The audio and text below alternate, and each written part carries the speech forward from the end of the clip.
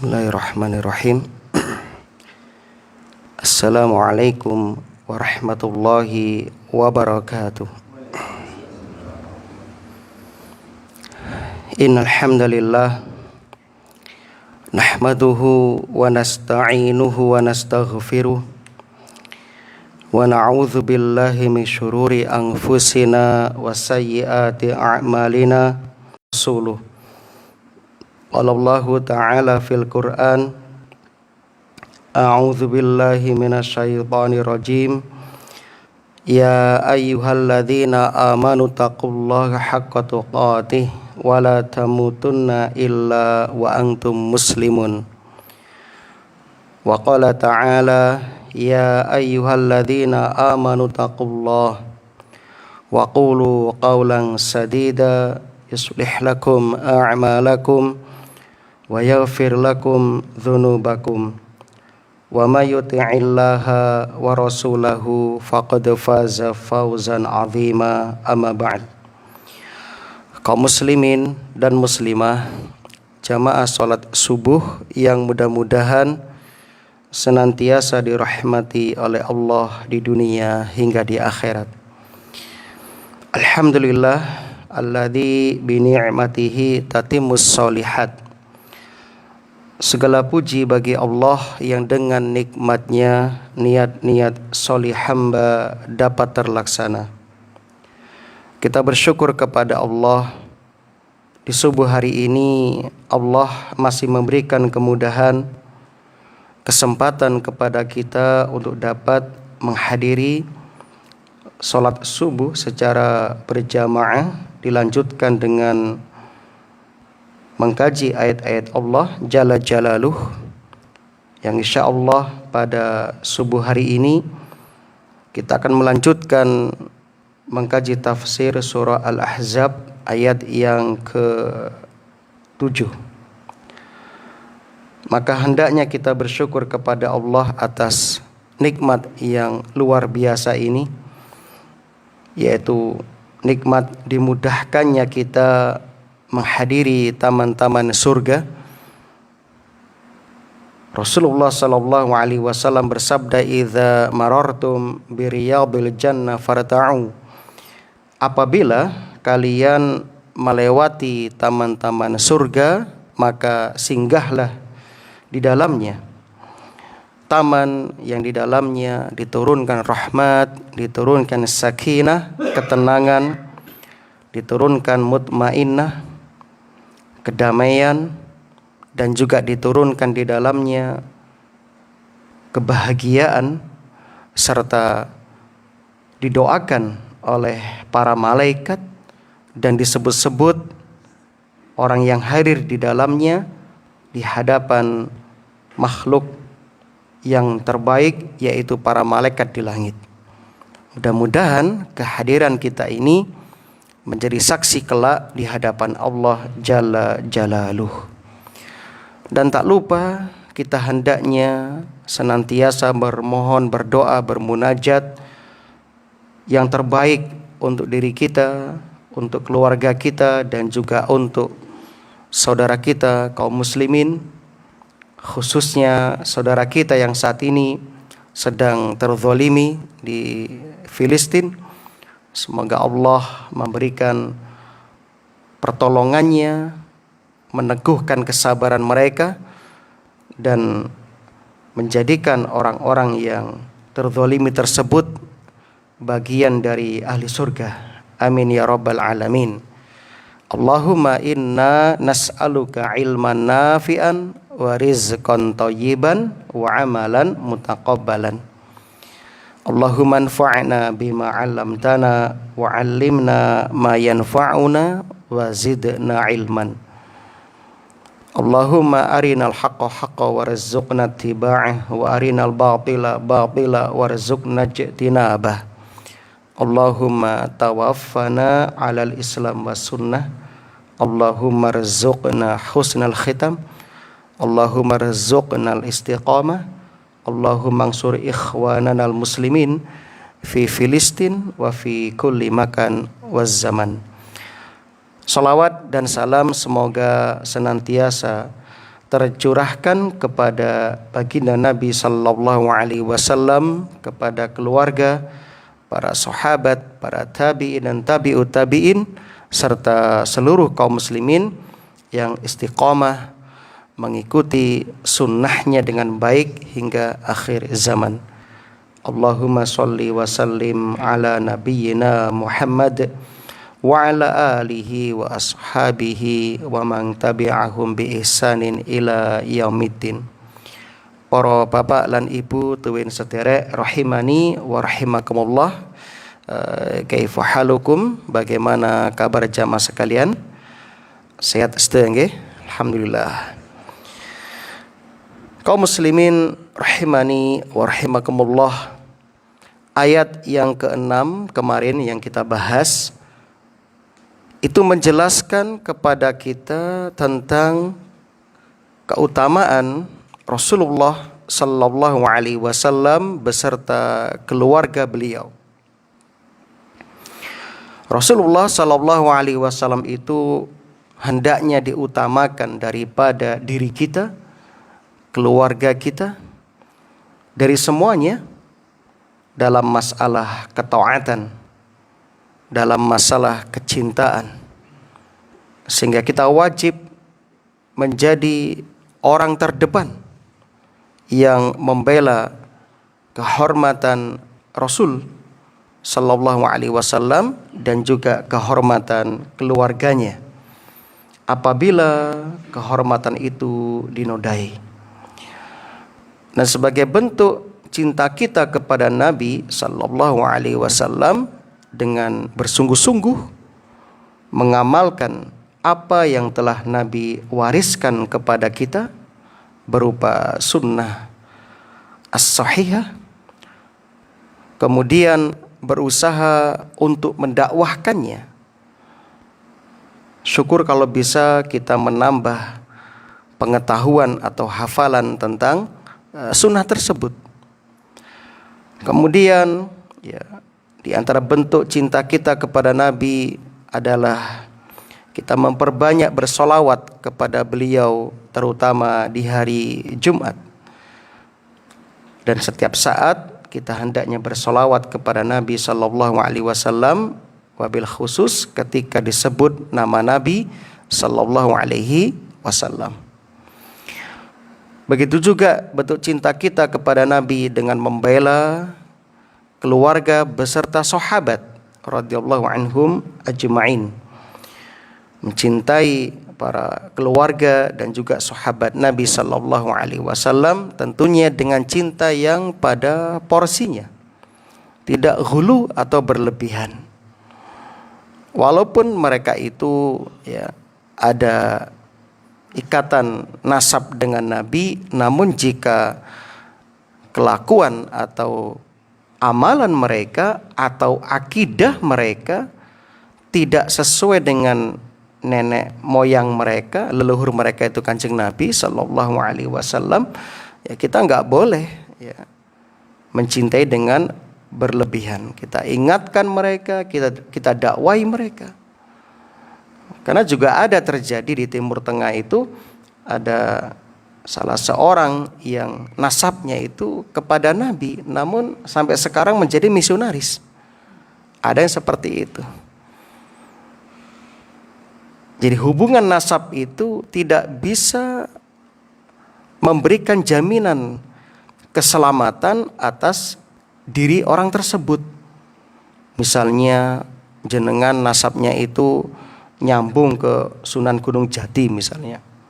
Lantas jenengan berleha-leha, tidak memperbanyak beramal soleh, ngentengkin, jagake Loh, kok enggak jamaah? Tenang, mbahku Sunan Gunung Jati misalnya. Nah, ini enggak menjamin keselamatan atas dirinya di akhirat. Jangankan itu, Rasulullah sallallahu alaihi wasallam saja ketika mendakwai keluarga besarnya, beliau mengatakan kepada keluarga tersebut, wahai Bani Hashim, wahai Bani Abdul Muthalib, diperintahkan bertakwa, jaga diri kalian. Kalau sekarang minta sama saya akan bisa memberikan. Namun nanti di akhirat Nabi angkat tangan. Begitu juga terhadap putrinya Fatimah waktu itu ya.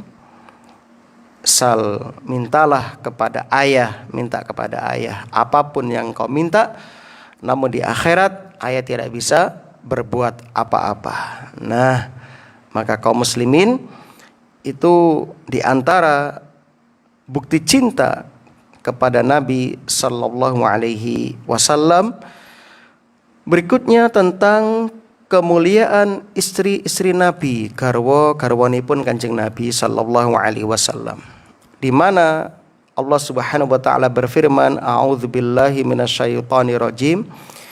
An-nabiyyu aula bil mu'minina min anfusihim wa azwajuhu ummahatuhum wa ulul arhami ba'duhum aula bi ba'din fi kitabillahi minal mu'minina wal muhajirin illa an taf'alu ila awliyaikum ma'rufa kana dzalika fil kitabi mastura.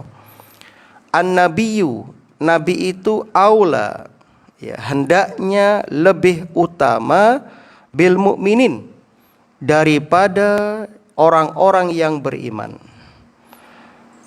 Bagi orang-orang yang beriman, min anfusihim, dari diri mereka sendiri. Ya. Wa azwajuhu, dan istri-istrinya, ummahatuhum, adalah ibu-ibu mereka, ibu kita. Nah, nanti kita jelaskan. Wa ulul arhami, dan orang-orang yang mempunyai hubungan darah. Ba'duhum aula bi ba'din, sebagian mereka ya itu lebih berhak mewarisi fi kitabillah, di dalam kitab Allah. Ini sebuah ketetapan dalam Al-Quran.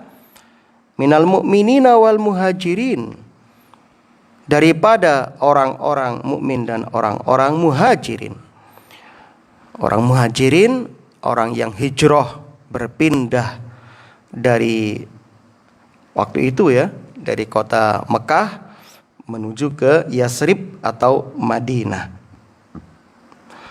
Illa, kecuali, ang taf'alu, kamu berbuat ma'rufan, yang ma'ruf, yang baik, ila auliyaikum, kepada ya saudara-saudaramu seagama. Seperti ya para sahabat waktu itu kan dipersaudarakan.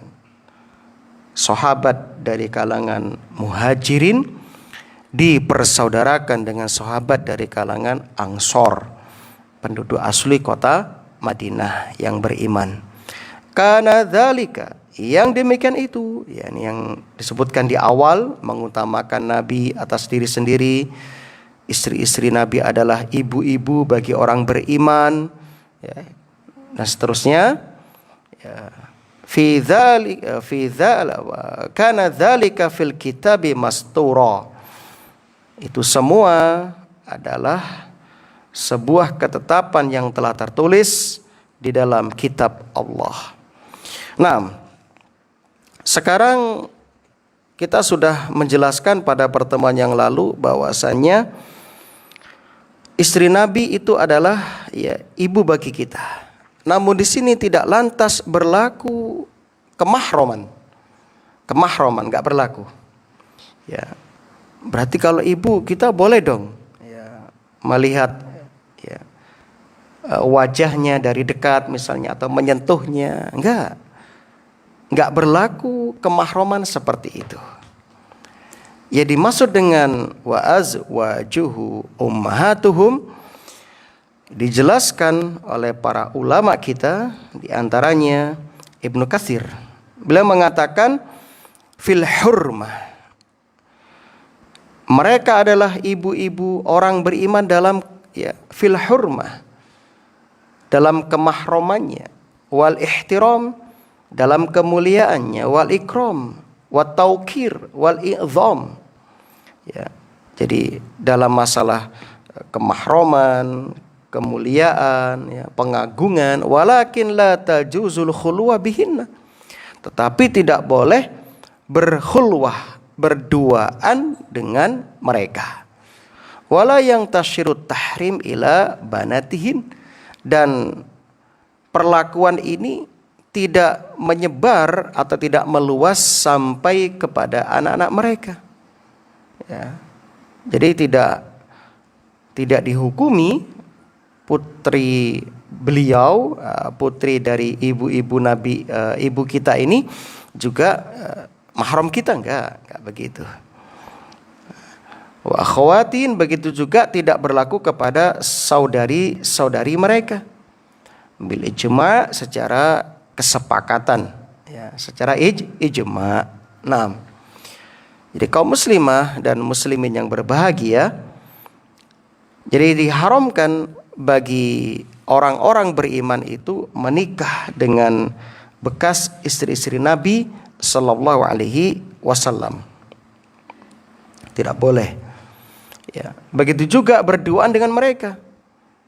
Itulah sebabnya Aisyah itu juga punya majelis di rumahnya yang menyediakan kesempatan bagi para sahabat untuk datang menuntut ilmu. Begitu juga bagi para tabi'in. Sehingga mereka akan datang ke rumah beliau untuk bertanya beberapa permasalahan agama, dan beliau menjawab di balik tabir, Nah, begitu. Nah, makaten jamaah rahimani wa rahimakumullah, ya. Dan ini juga disampaikan oleh, ya, pengakuan dari beberapa istri Nabi, di antaranya Ummu Salamah radhiyallahu anha. Ummu Salamah pernah mengatakan, ana lirijalikum walinisaikum. Aku itu ibu bagi laki-laki dan perempuan kalian. Nah, bagi orang beriman. Dalam artian penghormatan kita kepada mereka, perlakuan kita kepada mereka seperti perlakuan kita kepada ibu kita. Kaum muslimin rahimani wa rahimakumullah, dan juga tidak boleh ada yang menikah dengan bekas istri Nabi setelahnya. Ini dikuatkan dalam surah Al-Ahzab nanti ayat 53.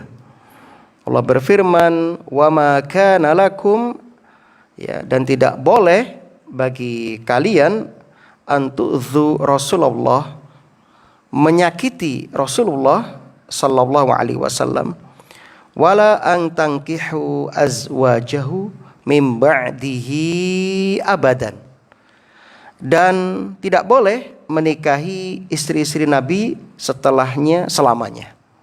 Enggak boleh. Haram hukumnya, ya. Nah, kaum muslimin rahimani wa rahimakumullah, itulah maksud dari an-nabiyyu aula bil mu'minina min anfusihim wa azwajuhu ummahatuhum.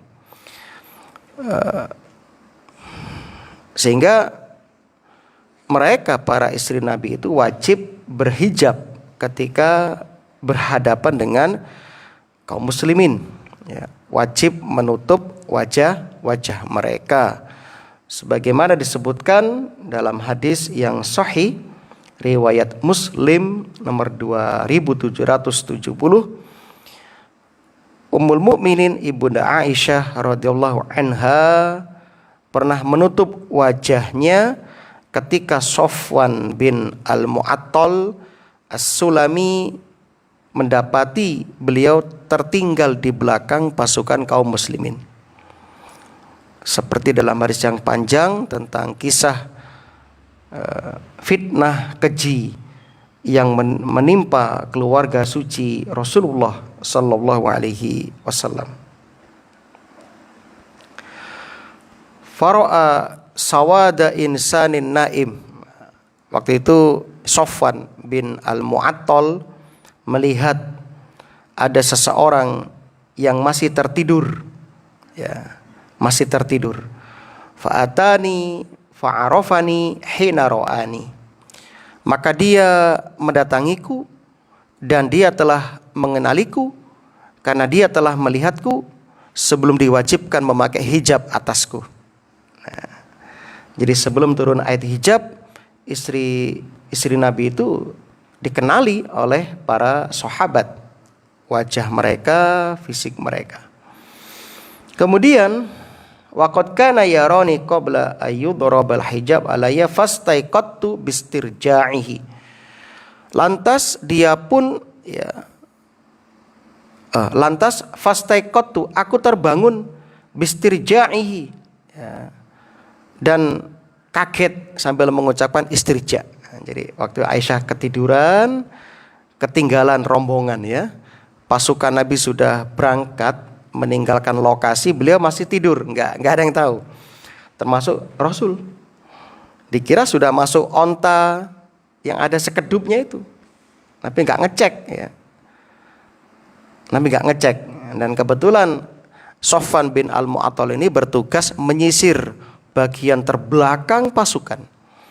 Jadi beliau orang terakhir ya. Ketika rombongan sudah berangkat, dikira Ibunda Aisyah itu sudah masuk ke dalam sekedup atau di dalam ontanya yang ada kayak bilik di atasnya itu. Kemudian setelah dia menunggu selesai dari hajatnya, dia kembali kok sepi. Akhirnya dia duduk menunggu mungkin ada bagian pasukan yang akan menemuinya atau menemukannya. Sambil menunggu beliau ketiduran ya. Lalu datanglah Sofwan bin Al-Mu'attal ya, mendatangi dan menyapanya. Maka beliau terkejut sambil mengucapkan inna lillahi wa inna ilaihi rajiun. Hina arafani fa khammartu wajhi bijil babi. Ini dia. Ketika saya mengetahui itu adalah Sofwan bin Al-Mu'attal, saya langsung ya, menutupi wajahku dengan jilbabku. Nah, disampir nih ini. Nah, begitu seperti kebiasaan wanita-wanita Arab itu.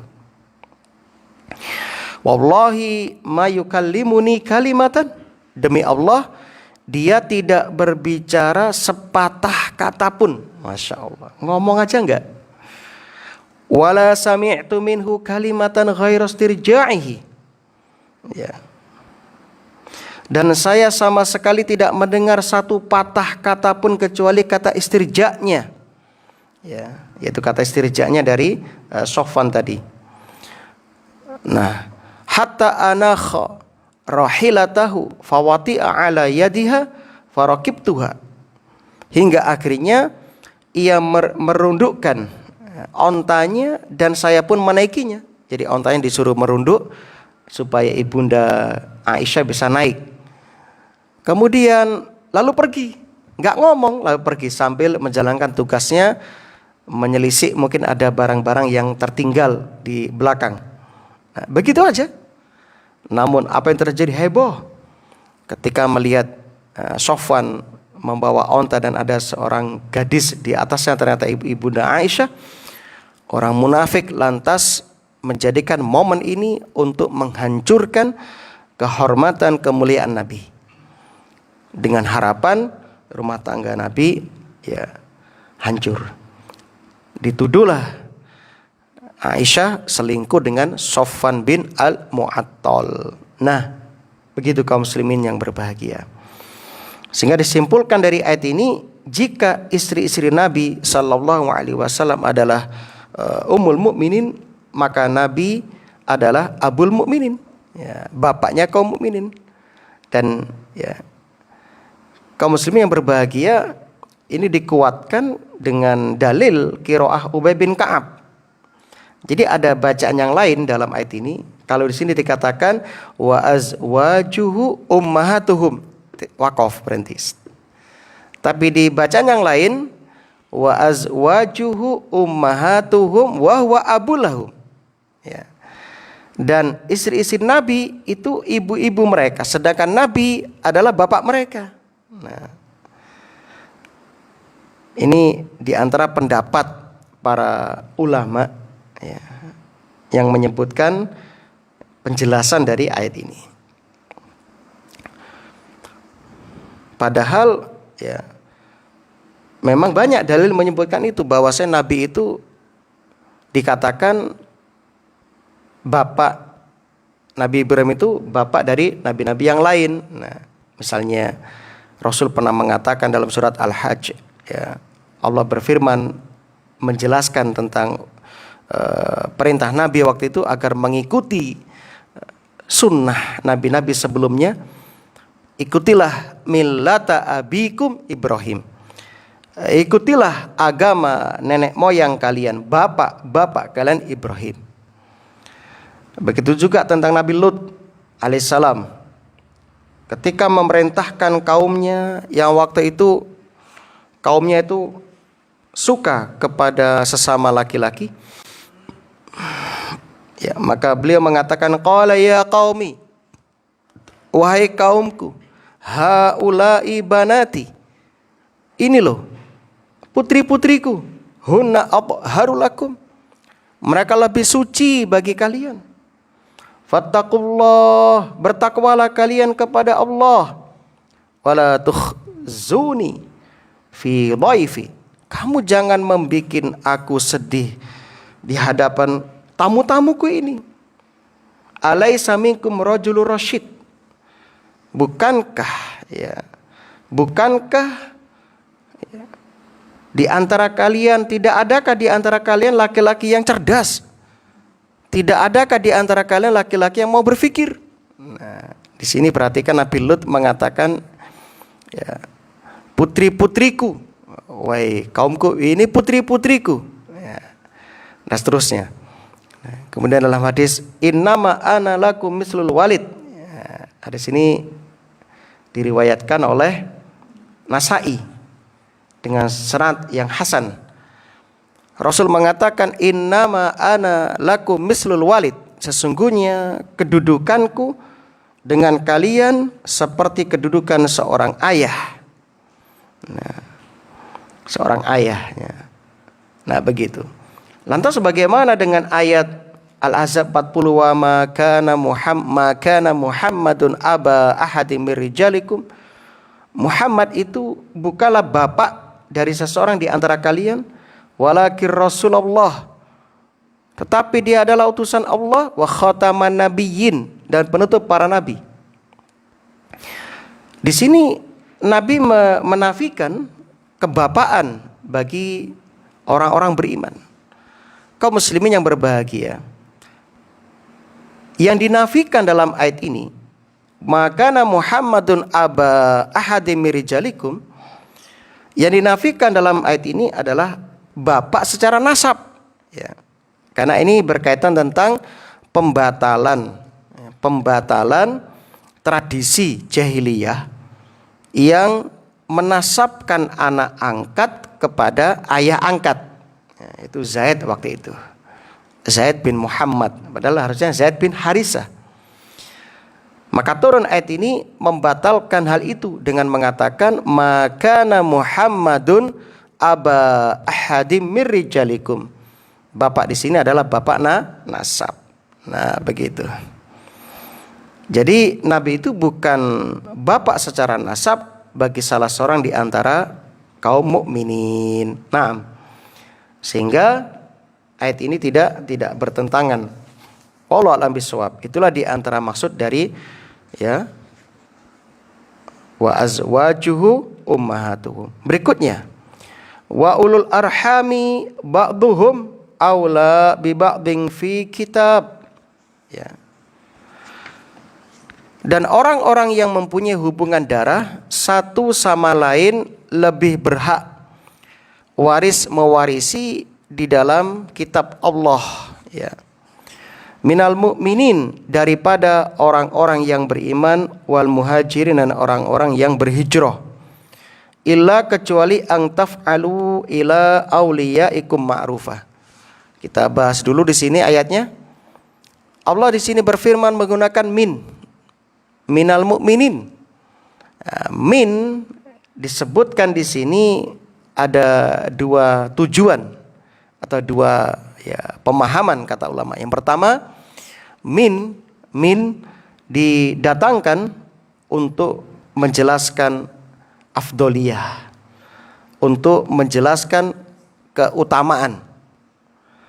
Sehingga ayat ini bisa dikatakan ayat yang menghapus at-tawarus. At-tawarus artinya saling mewarisi antara kaum muhajirin dan ansor yang telah dipersaudarakan oleh Nabi. Masya Allah ya. Jadi ceritanya itu kaum muslimin saking kuat dan besarnya kecintaan kaum ansor kepada muhajirin, saudara mereka seakidah yang baru pindah dari kota Mekah tanpa membawa apa-apa, alias meninggalkan harta yang ada di kota Mekah. Maka mereka saat dipersaudarakan senang banget.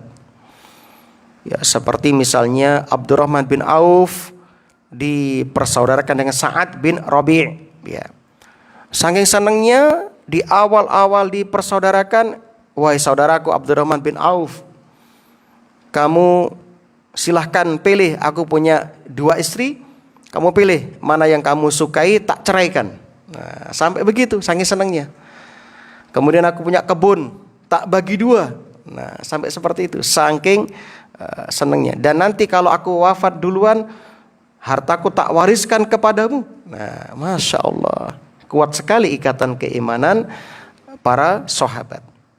Kira-kira ada enggak di antara kita yang seperti ini dalam persaudaraan seiman? Masya Allah.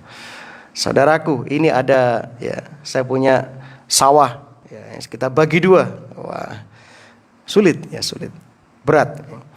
Begitu juga Salman Al-Farisi dipersaudarakan dengan Abu Darda. Ya. Kemudian Zubair dengan Ka'ab bin Malik. Ya. Sehingga persaudaraan ini di awal-awal mereka dipersaudarakan itu mengharuskan tawarus, saling mewarisi di antara mereka. Nah, itu yang terjadi ini di awal-awal hijrah sebelum turun ayat waris. Begitu juga sebelum turun ayat ini. Sehingga min di atas itu untuk menjelaskan bahwasannya tawarus, saling mewarisi di antara para sahabat yang dipersaudarakan itu telah dihapus. Yang kedua, min dalam ayat ini bermakna bayaniyah. Min untuk menjelaskan atau untuk memperkuat hubungan silaturahmi dan tidak didatangkan untuk menghapus hukum waris di antara mereka. Ini pendapat yang kedua.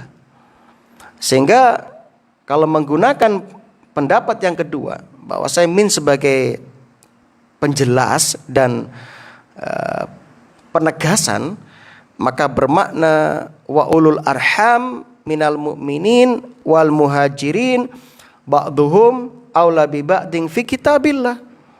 Dan orang-orang yang mempunyai hubungan darah dari kalangan muhajirin dan ansor lebih berhak untuk menolong satu sama lain di antara mereka di dalam kitab Allah. Jadi makin memperkokoh itu. Nah, makin memperkokoh itu. Wallahu alam, itu di antara makna min dalam ayat ini. Kemudian kita pahami makna fi kitabillah. Di dalam kitab Allah, ini maksudnya di kitab Lauh Mahfud atau di Al-Qur'an. Nah, di sini juga sama, ada 2 penafsiran para ulama. Ada yang mengatakan fi kitabillah dalam ayat ini maksudnya apa? Lauh Mahfud, yaitu buku catatan yang ada di Lauh Mahfud yang mencatat semua takdir-takdir hamba. Ada juga mengatakan Al-Qur'an, wallahu alam. Nah. Kemudian illa an taf'alu ila awliyaikum ma'rufa, kecuali kamu berbuat baik kepada saudara-saudaramu. Ayat ini mengandung istisna, yaitu illa. Illa artinya apa? Kecuali. Illa itu kecuali, namanya istisna, pengecualian. Dan sini terputus karena ada kalimat ya lakin tadi. Karena terputus ya, maka di sini bermakna lakin sehingga dinamakan istisna munqati namanya. Sehingga bermakna walakin, illa bermakna walakin, yaitu biasanya bermakna ya kecuali, maka di sini bisa dimaknakan akan tetapi ya. Sehingga dinamakan ya istisna munqati. Apa tujuannya? Tujuan dari istisna ini adalah untuk lil ihtiraz. Ihtiraz artinya apa? Menghilangkan dugaan yang keliru. Nah, sehingga maknanya meskipun hukum waris hanya berlaku kepada ahli waris saja, bukan berarti tidak boleh berbuat baik kepada yang bukan ahli waris. Seperti memberikan hadiah, seperti wasiat ya, atau seperti bersedekah kepada selain ahli waris. Nah, begitu. Sehingga dari kalimat illa ang taf'alu ila auliyaikum ma'rufah, ini bisa dipahami bahwasanya tidak berdosa, tidak masalah bagi orang yang hendak meninggal dunia nanti berwasiat, tolong nak, kalau ayah sudah wafat, ini wasiat ayah. Itu saudara ayah itu, saudara seakidah ayah itu, tolong nanti dikasih wasiat, kasih harta sekian. Nah, begitu. Selama tidak lebih dari sepertiga warisan. Nah, kemudian kana dzalika, yang demikian itu, yakni penghapusan hukum waris dengan dasar hijrah dan perjanjian menjadikan warisan bagi para kerabat, yakni ahli waris ya. Ada ketetapan fil kitabi masturo, telah tertulis di dalam kitab Allah, yakni tercantum di Lauh Mahfuz atau dalam Al-Quran, sehingga wajib untuk kita amalkan. Jadi ayat ini sudah final, wajib diamalkan. Nah, makatan penafsiran dari ayat yang ke-6. Kita lihat ayat yang ke-7. Wa id akhadna minan nabiyyina mitsaqahum wa minka wa min Nuhi wa Ibrahim wa Musa wa Isa bin Maryam wa akhadna minhum mitsaqan ghalidha. Wa id, dan ingatlah ketika akhadna, kami mengambil mitsaq, perjanjian minan nabiyyin, dari para nabi ya. Jadi ketika Allah mengambil perjanjian dengan para nabi sebelum nabi kita Muhammad sallallahu alaihi wasallam, kemudian disebutkan di sini urutan nabi yang paling mulia. Wa minka, dan darimu ya Muhammad, Masya Allah. Diawali dari nabi kita. Wa min Nuh, dari nabi Nuh.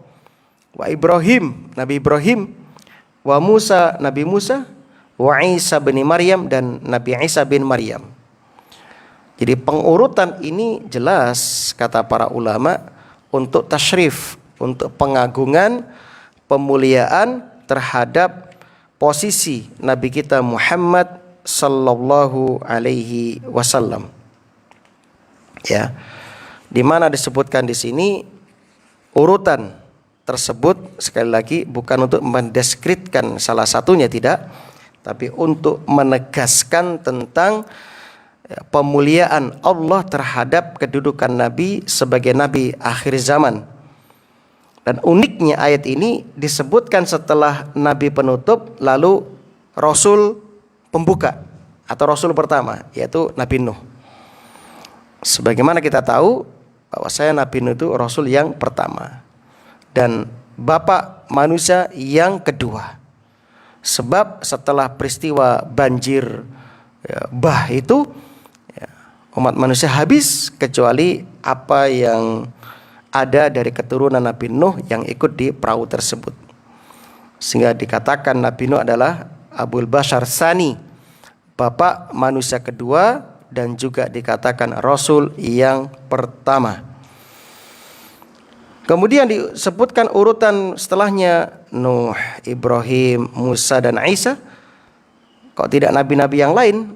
Karena 5 nabi ini termasuk nabi kita sallallahu alaihi wasallam itu mewakili dari para nabi dengan gelar ulul azmi.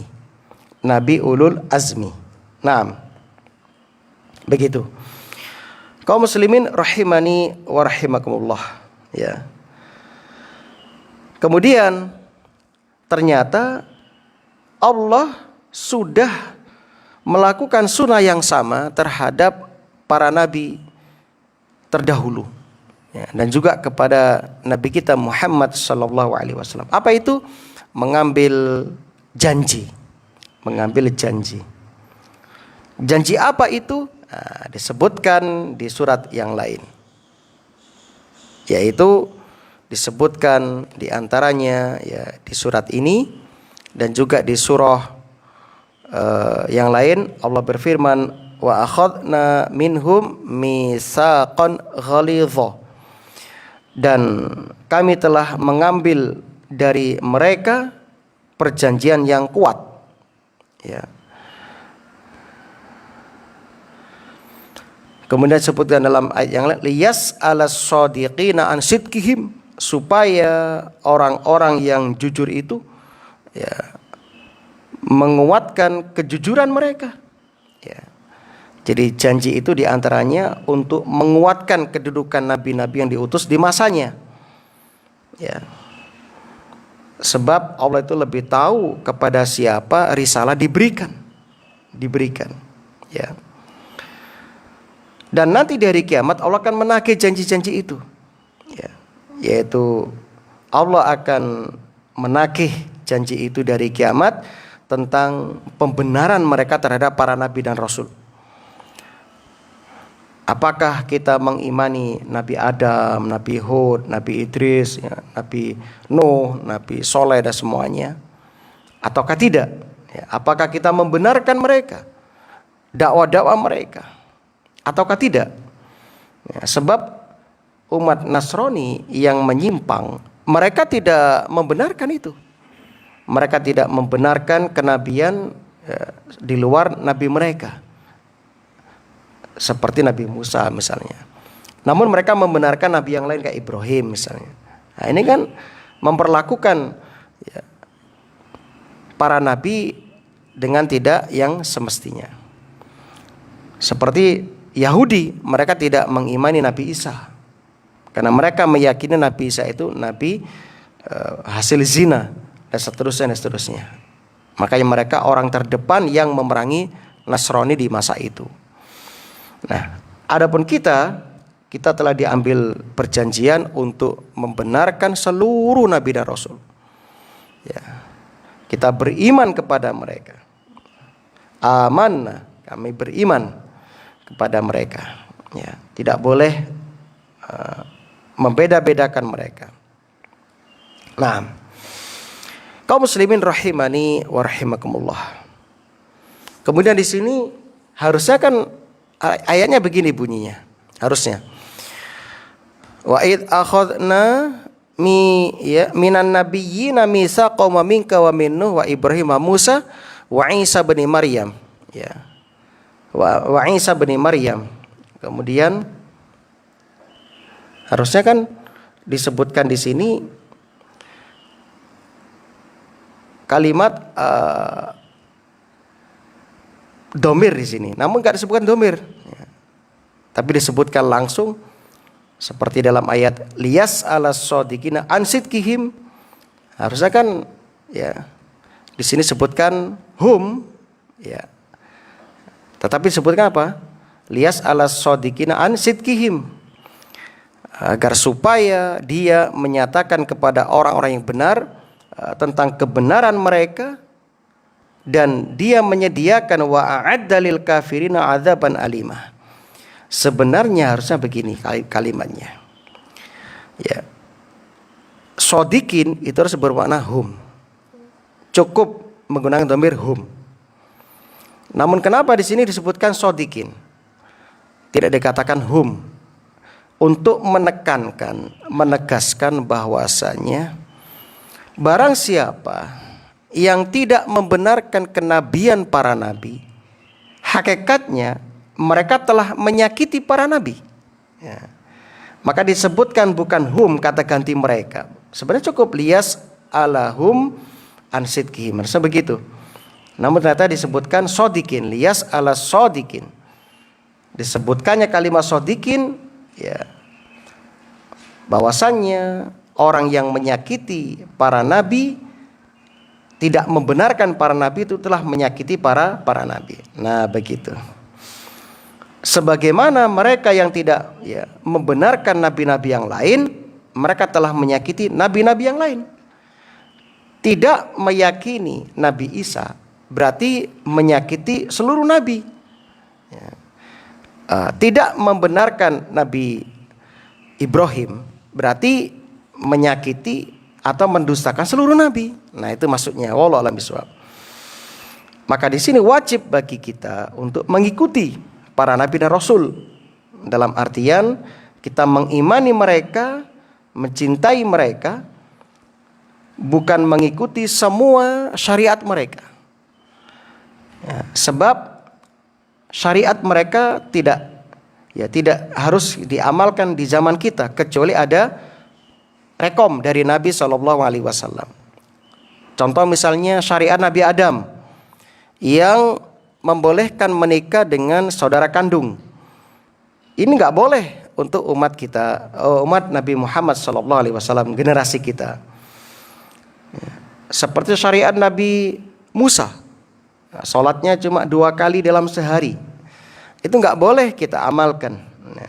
Anda cuma sholat subuh sama asar, nggak boleh. Sebab kita beda generasi, beda syariat, akidahnya sama. Nah, begitu.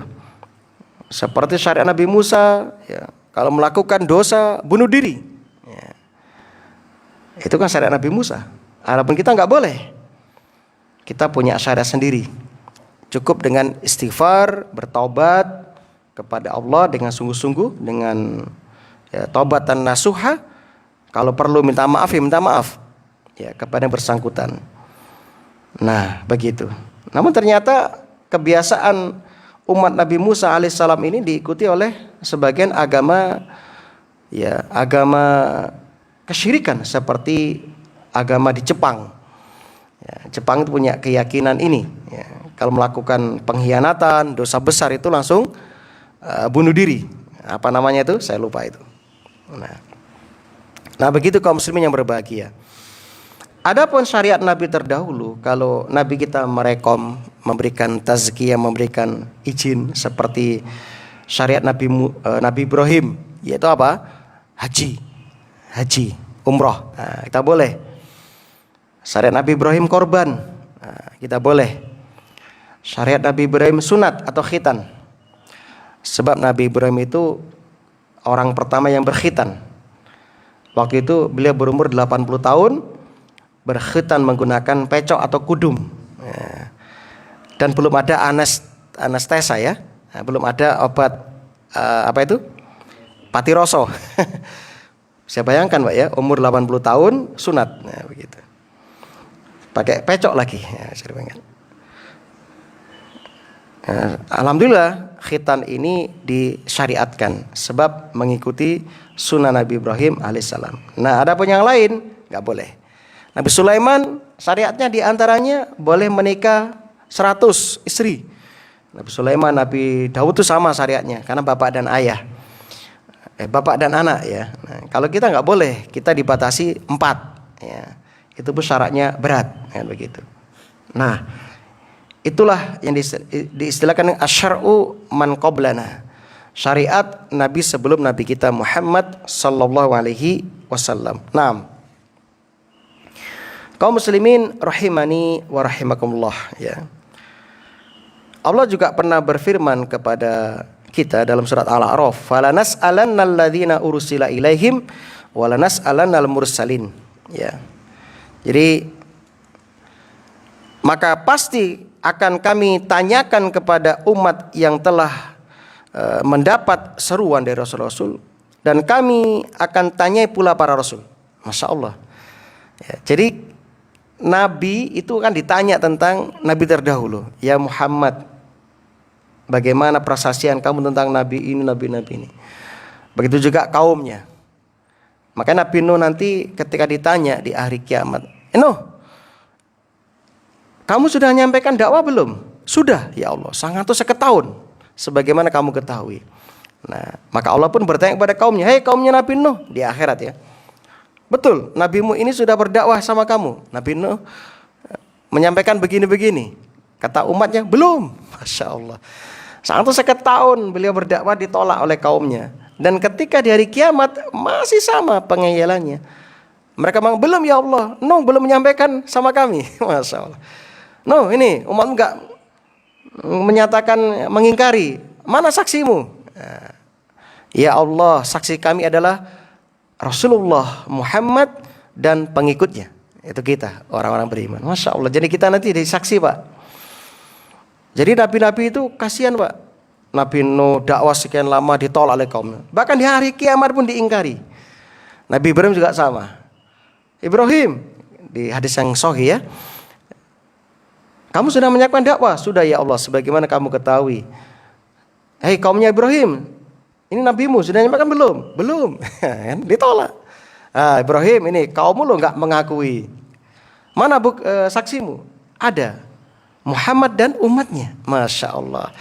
Jangan jadi umat terakhir yang akan menjadi saksi. Luar biasa. Nah, jadi ayat yang ke-8 yaitu liyas alas shadiqina an sidqihim wa a'adda lil kafirina 'adzaban alimah, agar Allah menanyakan kepada orang-orang yang benar tentang kebenaran mereka. Nah, nanti kita ditanya, bagaimana engkau ya Bapak Fulan, misalnya, kamu umat siapa? Umat Nabi Muhammad. Nabi ini, wah kami membenarkan, kami meyakini. Nah begitu nanti. Ada orang kafir, bagaimana? Enggak membenarkan. Maka wa a'adda lil kafirina 'adzaban alima. Allah menyediakan bagi orang-orang kafir siksa yang pedih. Nah begitu. Jadi kalimat kami menjadi dia di sini ya. Ini merupakan salah satu uslub bahasa Arab. Untuk apa? Untuk menarik perhatian. Nah begitu. Dan nanti di surat yang lain yaitu Al-Maidah 109, yauma yajma'ullahu rusula. Ingatlah pada hari ketika Allah mengumpulkan para rasul. Nah dikumpulkan semua Pak di hari kiamat, semua rasul dikumpulkan. Fayaqulu madza ujibtum? Lantas ya, Allah bertanya kepada mereka, madza ujibtum? Apa jawaban kaummu terhadap seruanmu? Qalu la ilma lana. Para nabi mengatakan, kami tidak tahu tentang itu ya Allah. Innaka anta 'allamul ghuyub. Sesungguhnya engkau itu yang maha mengetahui segala yang gaib. Maka orang yang membenarkan, ia akan membenarkan mereka. Tapi orang yang tidak membenarkan akan menyakiti mereka. Dan mereka orang yang kafir. Nah begitu. Jadi nanti akan ada dialog di hari kiamat. Wa yauma yunadihim, pada hari Allah menyeru mereka manusia dari umat nabi-nabi terdahulu. Fayaqul, Allah berfirman, madza ajabtumul mursalin? Hai manusia, kata Allah, apakah jawabanmu terhadap para rasul? Ya. Ketika didustakan, seperti saya sebutkan tadi, umat Nabi Nuh mendustakan. Maka Nabi Nuh ditanya, mana saksimu, mana penguatmu? Nabi Nuh mengatakan, umat Muhammad sallallahu alaihi wasallam. Nah begitu. Ya Masya Allah ya. Nah maka kaum muslimin wajib bagi kita untuk beriman kepada para utusan Allah subhanahu wa ta'ala. Tidak boleh mendustakan mereka. Mendustakan satu nabi kafir. Ya, sama dengan mendustakan seluruh nabi. Ya, kita harus iman kepada seluruh rukun iman yang ada. Nah, mendustakan satu kitab samawi, misalnya mendustakan Taurat yang diturunkan kepada Nabi Musa, kafir. Nah, begitu. Adapun kitab yang ada sekarang tawakuf. Nah, sikap kita adalah tawakuf. Kita tidak mengimani total, tidak mendustakan total. Sebab apa? Kitab yang ada sekarang itu sudah campur dengan tulisan jahil manusia, merubah-rubah isi kitab. Makanya isinya bertentangan. Dari kitab setiap abad tuh bertentangan, nggak sama isinya. Saya sempat ngikuti kemarin ya, Doni, Koh Doni itu kan debat ya sama pendeta. Asal mula nama Yesus ada di kitab Injil tahun keberapa? Itu dari tahun sekian Masehi yang Injil dikumpulkan sampai sekarang itu nggak ada yang menyebutkan. Ternyata istilah Yesus itu baru muncul di dalam Injil yang dibawa oleh Belanda ke Indonesia. Ya abad itu perjanjian pertama itu. Penjajahan di Indonesia itulah awal mula muncul istilah Yesus. Tapi di kitab-kitab lain nggak ada Yesus itu. Maka direvisi kan, direvisi. Sehingga debat kemarin guyok nih. Kenapa menggelikan? Lucu. Ya, karena tiap kitabnya tiap masa nggak sama. Tiap kitab isinya nggak pernah sama. Nah, masya Allah ya. Nah, kaum muslimin yang berbahagia, nah itulah tafsir dari ayat yang ke-6, 7 dan 8. Nah, wa'adda lil kafirina 'adzaban alima, dan Allah menyediakan bagi orang-orang kafir siksa yang pedih. Ini juga dalil bahwa neraka sudah ada dan telah dipersiapkan, dan juga membantah orang-orang yang berkeyakinan penduduk neraka jahanam akan beradaptasi dengan siksaan yang ada di neraka. Enggak tepat itu ya. Nah, kalau beradaptasi ya lama-lama enggak kerasa nanti kan begitu. Itu enggak tepat ya. Jadi penduduk neraka itu siksaannya tiap hari itu enggak sama dengan yang kemarin, lebih dahsyat. Dan ini mudah bagi Allah karena Allah Maha segalanya. Ya, Maha segala. Allah enggak kehabisan ya ilmu tentang hal ini. Naam, alhamdulillah. Itulah yang bisa kita sampaikan di subuh yang penuh kebahagiaan ini. Mudah-mudahan ini bermanfaat dan menambah keimanan kita kepada Allah Subhanahu wa taala, menambah kecintaan kita kepada para nabi dan rasul shalawatullah alaihim ajmain, wabil khusus menambah kecintaan kita kepada nabi kita Muhammad sallallahu alaihi wasallam. Nah, kita buka sesi tanya jawab. Monggo yang mau bertanya, kalau bisa kita jawab, kalau nggak bisa insyaallah kita carikan jawabannya. Iya. Seperti yang Bapak sampaikan di acara pribadi bahwa nanti dari kiamat Nabi Muhammad dan umatnya akan menjadi saksi dari waktu sebelumnya. Kalau Nabi Muhammad mungkin tahu. Nah, dari mana kita nanti tahu tentang kenabian mereka? Dari Al-Quran. Quran sudah mengajarkan kepada kita tentang keimanan kepada para nabi dan rasul, bahkan menyebutkan sebagian dari nama nabi dan rasul ya. Dan juga dari apa yang Nabi sampaikan kepada kita agar kita beriman kepada para nabi dan rasul. Nah, itulah yang nanti akan menjadi modal bagi kita sebagai umat terakhir yang akan menjadi saksi bagi umat-umat sebelumnya. Makatan Bapak. Nah, pikirannya untuk dia menyampaikan dakwah waktu itu kan kita nggak tahu ya buat saya. oh, kita jadi saksi secara umum, Mbak. Ya, ketika dia nabi, ya kita saksikan dia nabi. Kita benarkan dia nabi, begitu. Bukan di Dakwahnya itu. Kita tadi sampaikan bahwa menjadi saksi sebagai dia itu menyampaikan dakwah pada waktu itu dia mengingkari. Iya, begini Pak. Saya pertegas lagi yang saya sampaikan tadi. Jadi nanti ada dialog antara Allah dengan Rasul Sallallahu Alaihi Wasallam ya, dengan nabi-nabi itu dan juga dengan umatnya. Nah, ternyata umatnya mengingkari bahwasanya dia seorang nabi yang mendakwakan dakwah kepada umat. Nah, ketika nabi tersebut ditolak pengakuannya, ketika ditanya oleh Allah, Nabi Nuh, aku tanya umatku kok nggak ngakui kamu sebagai nabi, mana saksimu, kan begitu tadi. Nah, saya punya saksi siapa? Muhammad dan umatnya, kan begitu. Lalu tanyalah sama kita, apa kalian mengakui Nabi Nuh telah berdakwah sekian-sekian? Ya, kami mengakui.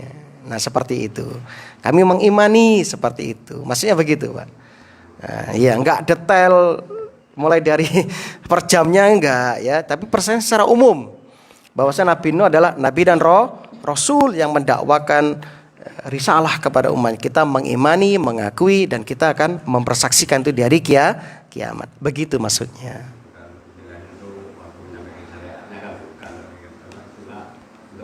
Iya, secara umum seperti itu. Jadi persaksian secara umum.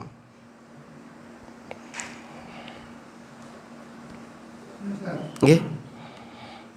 Putri Rasulullah Shallallahu alaihi wasallam. ibunya siapa Ustaz? Karena pada saat meninggal beliau kan ada di rumah Aisyah. Sementara dengan Aisyah kan tidak punya keturunan. Khadijah, Pak. Khadijah ya. Jadi dari Khadijah punya 4 perempuan, 2 laki-laki. Nah, itu. Tapi meninggal semua kecuali Fatimah. Fatimah baru meninggal kalau nggak salah 3 bulanan setelah Rasulullah wafat. Ya, makaten. Wallahu a'lam bishawab. Yang lain? Yang mudah-mudah nggak? Yang bertanya nih. Mudah-mudahan mangan ya. Oh sudah. Belum tet ya. Taib. Alhamdulillah. Kalau nggak ada yang tanyakan, ya kita akhiri. Ya, semoga apa yang kita sampaikan yang bermanfaat. Sekali lagi tujuan kita mempelajari tafsir agar menambah kedekatan kita kepada Allah Subhanahu wa Ta'ala, menambah keimanan kita kepada Al-Quran, ya, menambah keimanan kita kepada Rasulullah Sallallahu Alaihi Wasallam. Semoga ini bermanfaat. Aqulu ma tasma'un, subhanakallahumma wa bihamdika asyhadu an la ilaha illa anta astaghfiruka wa atubu ilaik. Assalamualaikum warahmatullahi wabarakatuh.